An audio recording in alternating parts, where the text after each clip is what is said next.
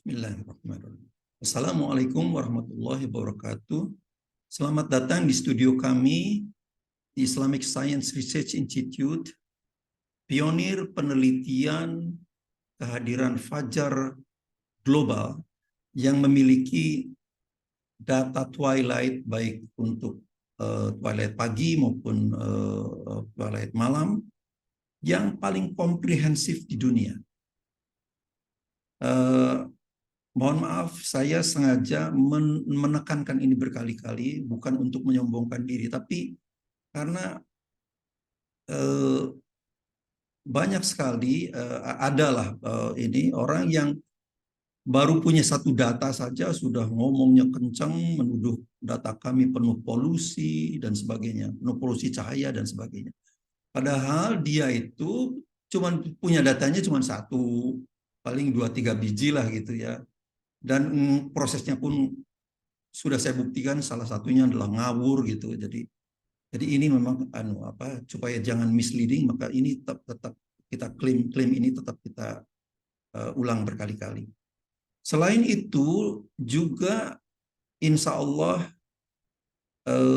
algoritma pemrosesan data yang kami miliki itu adalah yang paling akurat di dunia dan mungkin satu-satunya yang eksis sementara ini. Karena kami bisa memproses data itu untuk berbagai macam sensor. Data yang kami miliki itu menggunakan belasan macam sensor. Sejak ada drone, ada webcam, ada DSLR kamera, ada all sky kamera, dan sebagainya. Jadi ini eh, jangan kemudian terjebak dengan provokasi orang yang hanya memiliki menggunakan satu sensor saja. Kami menggunakan belasan sensor. Jadi ini yang terpaksa harus saya klaim berkali-kali dan agar penonton maklum dengan ini. Mengapa klaim ini kami lakukan juga bahwa algoritma ini adalah yang paling akurat dan mungkin the only one exist in so far ya, sementara ini. Karena pada tahun 2019 sekitar bulan Juni atau Juli begitu, sekelompok musim Inggris meminta tolong pada saya untuk memproseskan datanya. Datanya diambil dengan all sky camera pada tahun 2017 sampai 2018. Jadi selama 2 tahun. Jumlah harinya itu ada 544 hari. Data twilight subuh.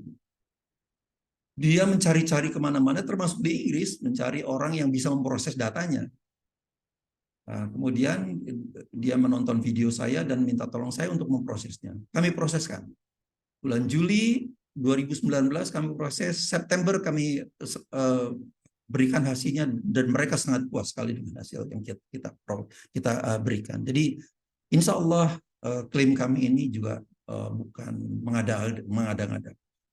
Nah, kali ini saya setelah sekitar 6-7 tahun sejak dari 2016 meneliti kehadiran fajar, sodik dan menghilangnya syafaq itu, baru kali ini setelah hampir 2.200 data twilight yang kami miliki, kami bertemu dengan fajar kadzib. Alhamdulillah, ini nikmat Allah yang sangat luar biasa untuk peneliti seperti kami ini. Dan bertemunya itu di Finlandia. Nah, ini latar belakang yang saya pakai di sini. Ini adalah kehadiran fajar di Finlandia, di Aineri Lake, Danau Aineri di Lapland, Finlandia. Dan di awal-awalnya itu ada fajar kadzib yang selama ini kami cari-cari dan belum pernah ketemu, dan alhamdulillah sekarang ketemu. Baiklah, untuk itu saya mohon izin share screen saya.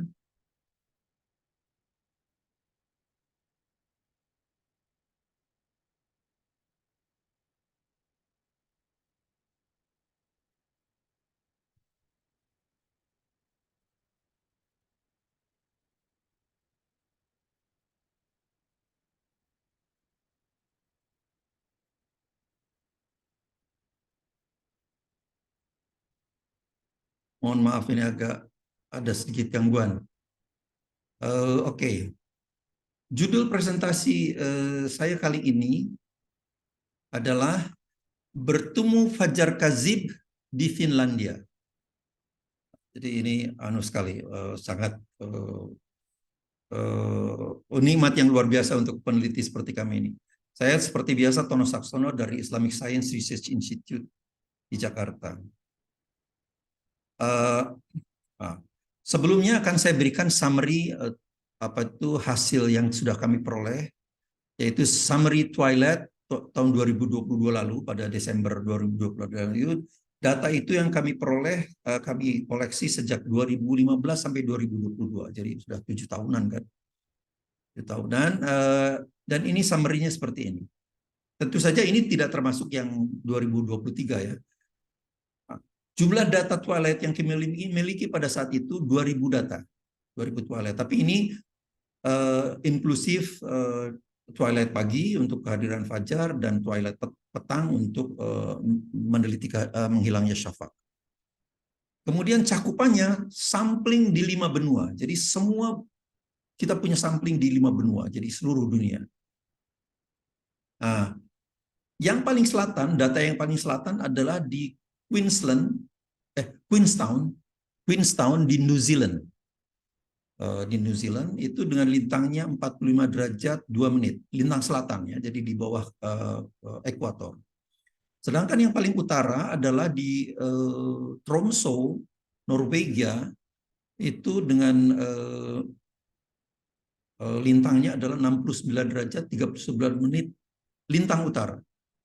Jadi di daerah Arktik seperti ini, pada musim winter kemarin misalnya, itu matahari itu ada masa-masa di musim winter itu yang matahari itu tidak pernah terbit, selalu di bawah ufuk. Nanti ada contohnya.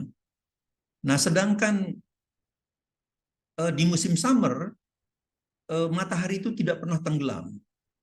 Jadi maka dari itu ada istilah yang dinamakan midnight sun. Jadi karena tengah malam pun ada sinar, ada matahari, bukan ada sinar matahari, ada matahari, mataharinya itu kelihatan. Itu adalah jadi objek turisme yang terkenal sekali. Nah, kemudian jadi ini memang sangat penting sekali, akan kami teliti, fokus di sini. Dari 2000 data itu, min-nya rata-ratanya adalah ternyata 12,5 derajat. Dengan standar deviasinya adalah 2,6 derajat. Nah, kalau min ini saya tambahkan dengan 3 dikalikan ini, diperolehlah 2,3 derajat. Inilah batas atas outlier, 20,3 derajat outlier. Apa outlier itu? Jadi kalau di 20,3 atau lebih besar itu statistik langsung mendelete itu. Analisis statistik.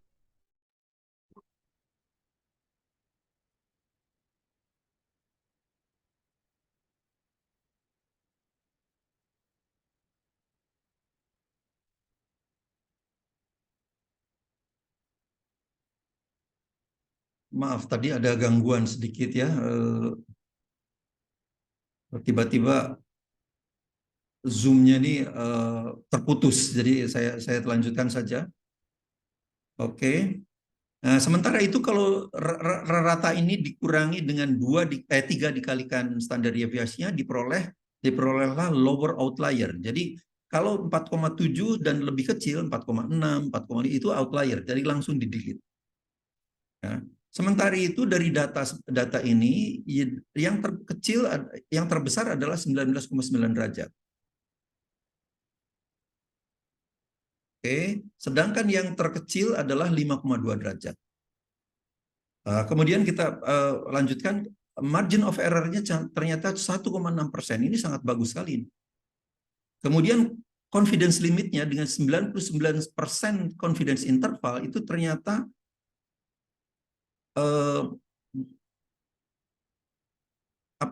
fajar itu muncul pada range, pada rentang 12,3 sampai 12,7 derajat saja.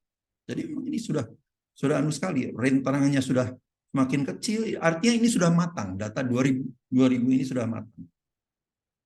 Oke. Kalau kita lihat distribusinya adalah seperti ini.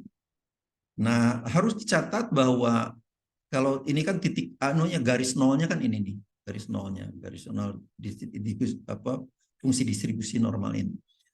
Nah, dalam statistik ini fungsi distribusi normal ini asimptotis, artinya dia memotongnya di tak terhingga.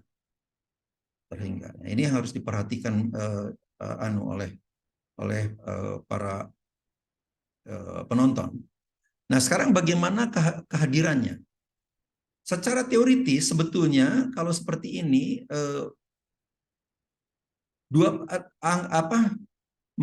fajar yang hadir pada saat 20 derajat di bawah ufuk, matahari 20 derajat di bawah ufuk itu secara teoritis ada 0,2%.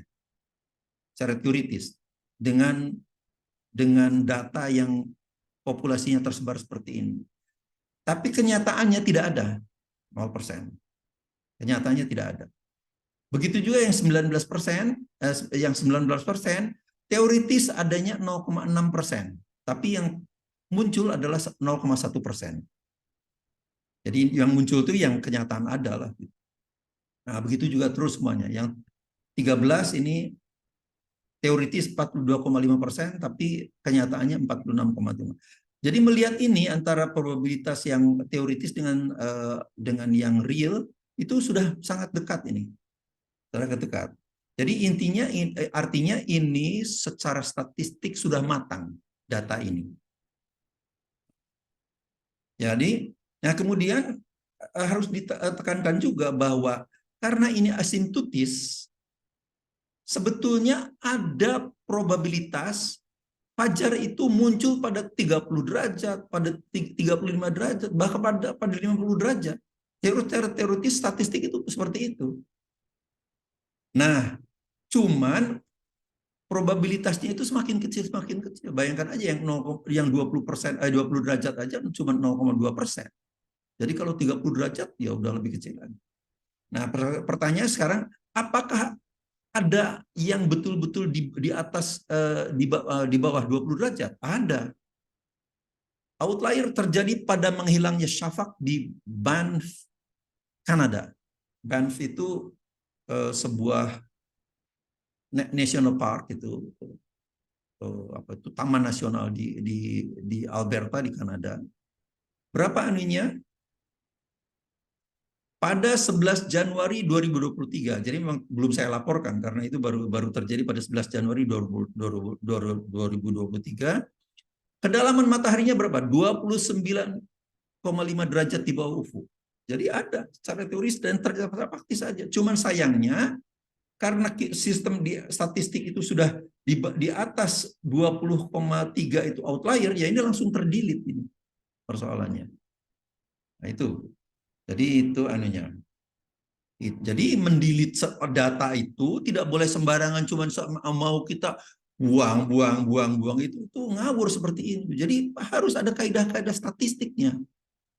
Jadi statistik menjelaskan ini kalau di atas 20,3 itu outlier, ya udah ini outlier. Jadi prinsip dasar statistiklah yang menulir dan menetapkan outlier ini. Oke. Kemudian di mana Banff National Park itu di sini letaknya tuh, di Alberta. Banff National Park ini di Alberta, Kanada. Tapi daerah ini sudah sangat dingin sekali ini. Saya pernah sekitar 3 bulanan di Alberta di sini. Di Ottawa di sini. Itu pada saat puncak winter itu bisa minus 39 derajat anunya temperaturnya. Jadi ini lebih dingin lagi karena sebetulnya lebih atas kan itu. Kemudian lintangnya 51 derajat 11 menit. Nah, kemudian bujurnya 115 derajat 34 menit. Oke. Nah, pada 11 Januari 2023 lalu itu di Banff itu altitude-nya penyinaran bulan terjadi pada penyinaran bulan 82,8%. 82,8%. Cuman ketika terjadi penyinaran bulan 82,8%. Memang hampir purnama ini. Tapi saat menghilangnya syafaq itu terjadi pada pukul 20.12. Artinya bulan itu ini masih ada di sini. Ini karena ini kan terbitnya pada 22.02. Jadi ini pada saat ini bulan itu masih di bawah ufuk. Ya, masih di bawah ufuk. Jadi tidak mungkin tadi outlier yang kemunculan fajar yang minus 29,5 derajat itu terjadi akibat ada polusi sinar bulan. Tidak mungkin karena dia masih di bawah ufuk pada saat terjadi munculnya fajar pada 2012. Jadi itu yang anukan. Jadi outlier ini bukan terjadi akibat polusi cahaya polusi cahaya bulan. Karena banyak orang yang menuduhkan bahwa data kami penuh polusi cahaya, makanya fajarnya datangnya terlambat. Kalau datangnya terlambat karena polusi cahaya, berarti polusi cahaya bisa menyebabkan sinar syafaq menghilang lebih lambat kan, bisa sampai 30 derajat sampai 35 derajat. Dan ini sekarang terjadi 29 derajat di bawah ufuk, 29,5 derajat di bawah ufuk, tapi polusi cahaya belum ada karena bulan masih ada di bawah ufuk pada saat dia berapa di bawah ufuknya itu kira-kira 16 derajat. 16 derajat di bawah ufuk. Ya. Jadi itu ininya. Oke. Kemudian satu bukti lagi bahwa tidak ada korelasi antara polusi cahaya dengan kehadiran fajar atau menghilangnya syafaq. Oke. Sekarang kita akan bahas tentang fajar kadzib di Finlandia. Twilight di wilayah Arktik. Secara statistik di wilayah lain sudah cukup stabil. Ya, seperti tadi saya tunjukkan kan antara probabilitas kemunculannya secara teoretik dengan yang sesungguhnya terjadi itu sudah dekat sekali. Sudah dekat. Jadi artinya itu sudah matang itu. Cuman di wilayah Arktik ini karena wilayah yang khusus maka kami sekarang ini fokus meneliti kehadiran fajar di wilayah Arktik ini. Oke. Wilayah Arktik adalah wilayah khusus. Di musim winter ada saatnya matahari tidak pernah terbit. Tidak pernah terbit. Ya, tidak pernah terbit. Sebaliknya di musim summer ada saatnya matahari tidak pernah tenggelam. Itulah sebabnya ada fenomena midnight sun di sana. Para ulama karena tidak pernah terbit dan tidak pernah tenggelam di saat-saat tertentu itu, para ulama masih kebingungan memberikan fatwa bagaimana menentukan waktu sholatnya. Waktu sholatnya, maaf ini waktu sholat. Dan waktu berpuasa juga tentu saja. Karena kalau tidak pernah terbit, bagaimana sholat duhurnya, bagaimana sholat asarnya, sholat maghribnya bagaimana kan gitu. Sedangkan kalau tidak pernah tenggelam, ya juga bingung di mana aninya. Banyak ini versinya, ada yang merefer pada waktu Mekah, ada yang merefer ke tempat di yang paling dekat dengan itu. Begitulah ke neighboring countries negeri-negeri di tetangganya dan sebagainya. Tapi tentu saja karena itu tidak punya data. Itulah sebabnya kami sekarang menggunakan data supaya para ulama bisa menggunakan data yang kami miliki ini dengan lebih meyakinkan lagi. Itulah sebabnya kami sekarang fokus meneliti perilaku twilight di wilayah Arktik. Nah, ini sebagai contohnya pada 20 Desember 2022 lalu, ya, lihat ini di Aineri, Finlandia, antara 2 Desember sampai 2022 sampai 10 Januari 2023, matahari itu tidak pernah terbit. Nah, ini salah satu contohnya pada 20 Desember dikatakan down all day. Down all day, ya. Jadi selalu di bawah ufuk. Down all day. Misalnya ini pada 20 itu puncak tertinggi kulminasi itu terjadi pada -2 derajat. Jadi ini pada 1209 ini -2 derajat. Artinya tidak pernah terbit ini. Jadi tentu saja meskipun seperti ini kita bisa menentukan kehadiran fajar karena fajar itu sinar yang terdeteksi pertama kali, sinar matahari yang terdeteksi pertama kali. Begitu juga menghilangnya syafaq. Nah, itulah sebabnya kami meneliti ini. Pada 20 Desember 2023, kulminasi matahari adalah pada altitude -2 derajat ini. Ya. Oke. Kemudian, bagaimana menentukan waktu sholatnya kalau seperti ini? Itu sebuah tantangan yang sangat baik lah. Diperlukan data twilight yang cukup untuk menyusun model statistiknya. Sekarang Fajar Kadhib di Finlandia ini Fajar Kadhib di Finlandia. Bagaimana anunya? Sekarang saya ceritakan dulu tentang Aineri. Aineri itu terletak di sini. Aineri, Lapland, Finlandia. Lokasinya di sini. Ya. Oke, saya ini adalah dari timeanddate.com ya. Kemudian lintangnya 69 derajat 1 menit 59 detik utara. Sedangkan bujurnya 26 derajat 59 menit 11 detik timur ya. Jadi di sebelah timurnya Greenwich. Nah, kemudian karena ini kan Greenwich kan adanya di sini di sekitar London kan. Jadi ini ke timur lah. Kemudian zona waktunya GMT+2. Tentu saja pada saat itu ya, pada 7 Maret 2023 lalu karena sejak 16 atau 16 Maret kalau nggak salah itu sudah menjadi GMT+3 karena ada apa itu daylight saving, perubahan daylight saving time. Tanggalnya data yang kami peroleh itu pada tanggal 7 Maret 2023. Ya, jadi belum lama lalu lah, belum ada sebulan kan. Kemudian data aslinya sebetulnya berupa video webcam dengan resolusi 30 frames per second. Artinya setiap detik itu ada 30 jepretan. Ya, itu webcamnya merekam 30 kali dalam 1 detik. Cuman kita tentu saja harus smart ya, memprosesnya itu kemudian kita sampling. Nah, sehingga kita ekstrak menjadi still images. Still images itu artinya gambar-gambar lepas gitu. Dengan resolusinya 5 detik. Detik ya. Jadi tadinya 1 detik ada 30 frame, sekarang cuman 1 frame setiap 5 detik. Itu kan namanya kita sampling. Nah, kemudian pada 7 Maret lalu itu altitude matahari terendah itu -26 derajat di bawah ufuk. Ini -26. Jadi sangat sekali lah.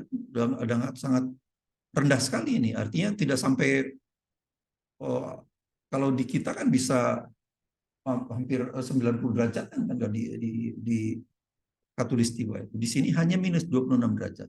Sementara altitude tertingginya itu hanya 16 derajat. Jadi sangat rendah sekali.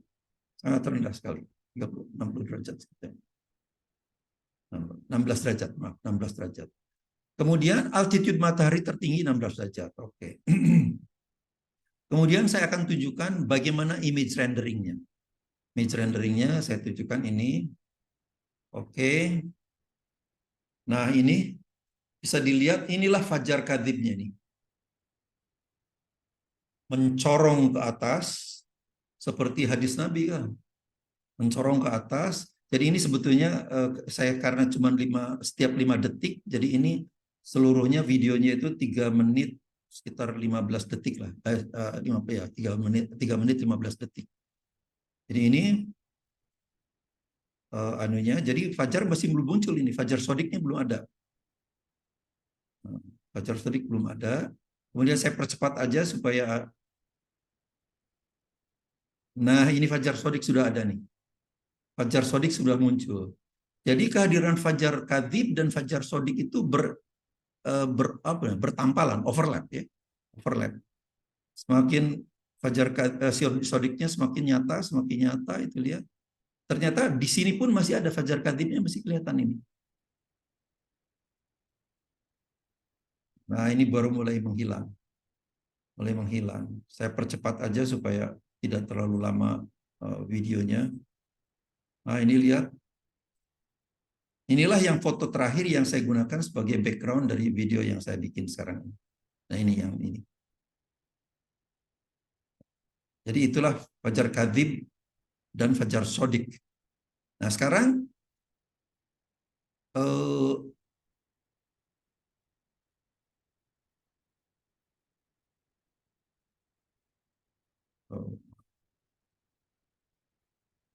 sekarang bagaimana yang saya membuatkan juga 3D renderingnya, 3D surface rendering. 3D surface rendering, kita akan tunjukkan juga sangat impresif apa tuh? Very stunning. Ini dia Fajar Kadzib ini. Very stunning. Fajar Kadzib, sementara nanti Fajar Shodiqnya munculnya di sini. Ya semakin naik, semakin naik. Ini sekali lagi kan tadi samplingnya setiap 5 detik ya. Jadi semuanya ada 3 menit, videonya 3 menit 20-an detik barangkali ya sama tadi. Nah ini Fajar Shodiq mungkin sudah mulai muncul di sini. Oh, belum juga. Nanti kalau Fajar Shodiq muncul ini semakin naik. Semakin naik.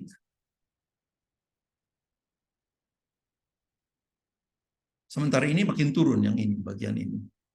Nah ini barangkali ini sudah Fajar Shodiq mulai muncul. Fajar Shodiq mulai muncul, ini sudah muncul ini. Tapi Fajar Kadzib masih ada. Jadi Fajar Kadzib itu menghilangnya bila Fajar Shodiqnya sudah semakin kuat, sinar matahari sudah semakin kuat, jadi semakin menghilang. Lihat ini masih kelihatan Fajar Kadzibnya. Saya agak percepat sedikit. Masih kelihatan Fajar Kadzibnya, masih kelihatan ini. Padahal Fajar Shodiqnya sudah tinggi sekali seperti ini ya. Masih kelihatan, masih kelihatan. Nah, ini udah mulai hampir menghilang ini Fajar Kadzibnya. Nah, ini sudah menghilang. Sudah menghilang. Nah, ya. Sudah menghilang ini. Fajar Kadzib sudah tidak kelihatan karena ini sudah sangat terang sekali Fajar Shodiqnya. Jadi saya percepat saja. Jadi inilah kehadiran Fajar Kadzib dan Fajar Shodiq di Pinery pada 7 Maret 2023 lalu.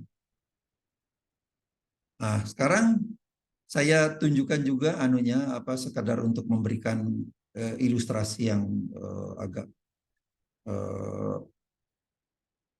mudah dicerna gitu. Ini foto pertama pada 4/14/20. Pada saat itu matahari minus 16,2 derajat. Jadi memang saya mulai itu, jadi karena saya tadinya merekam di tempat lain, sebetulnya seharusnya saya merekam pada kira-kira astronomical dawn lah, pada fajar astronomis 18 derajat. Cuman karena saya sedang mengerjakan yang lain, saya akhirnya agak terlambat. Tapi alhamdulillahnya Fajar Shodiqnya belum muncul. Ini Fajar Kadzibnya pada posisi matahari minus 16,2 derajat. Kemudian ini adalah foto terakhir pada pukul 6:17:20 ketika matahari minus 5,5 derajat. Ya, seperti ini. Jadi di antara ini dan inilah kita harus mencari di mana Fajar Shodiq itu munculnya. Nah, inilah yang proses algoritma yang kami andalkan untuk menentukan Fajar Kadzib itu. Jadi ini adalah nomor urut saja ini. Sedangkan ini adalah nomor fotonya, nomor 50, 60, 70, jadi sengaja. Tapi begitu di wilayah-wilayah yang sudah kami curigai akan muncul Fajar Kadzib, kita perapat. Tadi jadi misalnya ini dari 90, 92, 94, 96. Nah, jadi setiap dua foto. Kalau di sini kan setiap 10 foto, 10, tapi begitu 90 karena kita curiga di sini kemunculan Fajar Shodiq, kita perapat. Ini yang dinamakan progressive sampling. Tapi begitu sudah yakin bahwa tidak ada lagi panggilan Fajar Kadzib, Fajar Shodiq, ya kita kembali lagi samplingnya menjadi setiap 10 foto kan gitu. Jadi inilah namanya progressive sampling. Nah, kemudian dari situ Di mana Fajar Shodiq itu ternyata lahir, True Fajar itu, Fajar Shodiq itu terjadi pada pukul 4.51.20 di sini 4.51.20 pada saat matahari 13,1 derajat di bawah ufuk. Nih, 13,1 derajat di bawah ufuk. Pemodelannya, pemodelan ininya, matematiknya itu root mean square error-nya 0,6 grayscale. Ini tentu saja ini akurasi pemodelan matematiknya ya, bukan akurasi dari penentuan kehadiran fajarnya. Kalau penentuan kehadiran fajarnya sudah kita pernah coba itu kira-kira 0,3 derajat ya, 0,3 derajat. Tapi ini RMSI untuk pemodelan matematiknya itu adalah 0,6 grayscale. Nah, matahari terbit itu pada pukul 7.10.21. Kalau kita menggunakan fajar astronomis, itu fajar itu seharusnya pada pukul 3.49.38. Ternyata munculnya fajar hanya baru pada pukul 4.51.20. Jadi lebih dari 1 jam ini. Jadi kalau kita sholat subuh di sini, Eropa kan semuanya menggunakan 18 derajat sekarang ini. Jadi terlalu awalnya berapa? 1 jam. Lebih malah. 1 jam 2 menitan. Ya, jadi ini terlalu awal, kalau kita hanya 1 jam terlalu awal. Nah, di samping itu juga, kalau ini sudah mulai berpuasa di sini, berarti twilight itu dari munculnya fajar sampai matahari terbit itu, kalau berdasarkan astronomical dawn adalah 3 jam 20 menit 43 detik. Padahal realnya itu cuma 2 jam 19 menit 1 detik. Jadi perbedaannya sangat signifikan sekali. Itulah sebabnya ini ternyata sedikit lebih tinggi dari 12,5 derajat rata-rata yang tahun 2022 lalu lah. Tapi kan ini berfluktuasi gitu. Jadi itulah anunya. Jadi bisa menghemat kira-kira 1 jaman lah orang untuk masih bisa berbuka. Kemudian kalau sudah sholat juga artinya belum waktunya kan gitu. Terlalu awal 1 jaman gitu. Jadi itu anunya. Kemudian kesimpulannya, kekayaan fakta empiris kehadiran fajar di wilayah Arktik akan memperkaya pemodelan statistik kehadiran fajar global. Ya, mudah-mudahan ini akan semakin memperkaya. Oh, maaf. Sudah ada sekitar 200 data twilight di wilayah Arktik, Finlandia, Norwegia, Iceland. Jadi karena sejak Januari lalu saya sudah fokus sekarang pada wilayah Arktik saja, karena ini yang menarik untuk meneliti kehadiran fajar di wilayah-wilayah yang tidak ada matahari tenggelam, tidak ada matahari terbit. Oke. Kemudian insya Allah akan menjadi pedoman penyusunan waktu sholat di wilayah yang di musim tertentu matahari tidak pernah tenggelam atau tidak pernah terbit. Kemudian perlu kerjasama dengan para ahli fikih tentu saja. Jadi memang kami kan hanya peneliti sains yang bisa, yang tugas kami adalah memberikan datanya. Nah, sehingga ahli fikih bagaimana? Silakan dianukan. Kita diskusikan gitu. Ahli fikih yang tentu saja yang akan. Bagi yang tertarik untuk menjadi sponsor, silakan hubungi kami. Nah, terus terang aja sejak Maret 2022 lalu, sekarang saya membiayai sendiri ini semua penelitian ini. Ya tentu saja ada sumbangan-sumbangan juga dari anak-anak saya, karena ketiga anak saya bekerja sebagai profesional lah di luar negeri. Yang pertama di Berlin, yang kedua di Amerika, yang ketiga di Jepang. Ya adalah bantuan sedikit-sedikit. Jadi pada intinya kami membiayai semuanya ini sendiri, dan bisa dilihat kan hasilnya adalah pionir penelitian kehadiran fajar dunia. Jadi, meskipun kami bekerja sendirian, mari maaf,